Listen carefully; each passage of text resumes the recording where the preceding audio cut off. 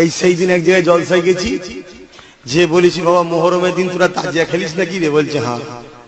তোমরা খেলো নাকি? আমি বলেছি ভাই শোনো, তাজিয়া খেলুনি ভাই, তাজিয়া খেলুনি ভাই।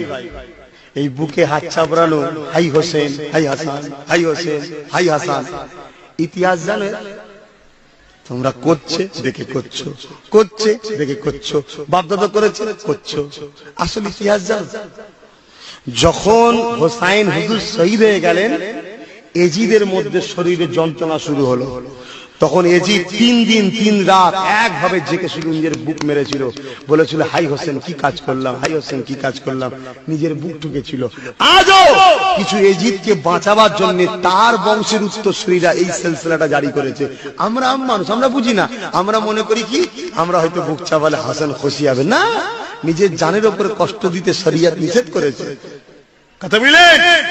তুমি যদি হোসাইনকে ভালোবাসো নফল রোজা রাখো, হোসাইনকে যদি ভালোবাসো কোরআন তেলাওয়াত করো, হোসাইনকে যদি ভালোবাসো হোসাইনের নামে ওই দিন এতিম গরিবদের করে খাওয়াও, হোসাইনকে যদি ভালোবাসো ন্যায় পরায়ণ হও, সত্যের পক্ষে থাকো।